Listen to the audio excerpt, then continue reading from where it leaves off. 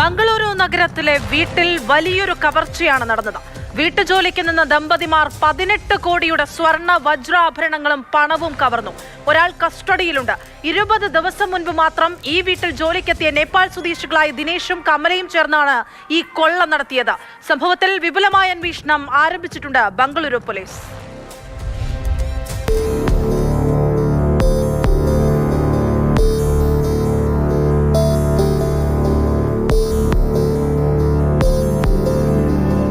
മാറത്തഹള്ളിയിലെ ഒരു കോൺട്രാക്ടറുടെ വീട്ടിലാണ് വൻ കവർച്ച നടന്നത്.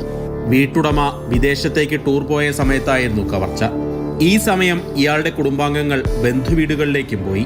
ഈ തക്കം നോക്കി വീട്ടുജോലിക്കാരായ ദമ്പതിമാർ കവർച്ച ആസൂത്രണം ചെയ്യുകയായിരുന്നു. ലോക്കർ കുത്തി തുറന്നാണ് ആഭരണങ്ങളും പണവും കവർന്നത്. സ്വർണവും വജ്രവും വെള്ളിയും ഉൾപ്പെടെ 18 കോടി രൂപ മൂല്യമുള്ള ആഭരണങ്ങൾ നഷ്ടമായിട്ടുണ്ട്. 20 ദിവസം മുൻപ് മാത്രം ഈ വീട്ടിൽ ജോലിക്കെത്തിയ നേപ്പാൾ സ്വദേശികളായ ദിനേശും കമലയും ചേർന്നാണ് കവർച്ച നടത്തിയത്. ജോലിക്ക് ചേർന്ന് ചുരുങ്ങിയ കാലം കൊണ്ട് തന്നെ ഇരുവരും വീട്ടുകാരുടെ വിശ്വാസം പിടിച്ചുപറ്റി. ഇരുവരുടെയും CCTV ദൃശ്യങ്ങൾ ഉൾപ്പെടെ പോലീസ് പുറത്തുവിട്ടിട്ടുണ്ട്.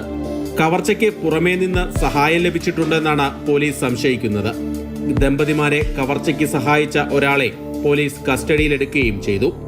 മോഷണത്തിന് മുന്നോടിയായി UPS ഓഫ് ചെയ്ത് സുരക്ഷാ സംവിധാനങ്ങൾ പ്രവർത്തനരഹിതമാക്കിയിരുന്നു.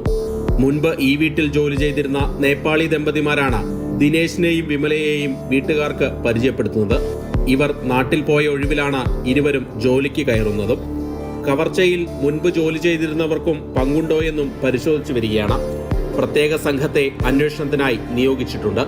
പ്രതികൾ സംസ്ഥാനം വിട്ടുപോകാനുള്ള സാധ്യത മുൻനിർത്തി UP ഉൾപ്പെടെയുള്ള സംസ്ഥാനങ്ങളിലെ പോലീസിനും വിവരം കൈമാറിയിട്ടുണ്ട്.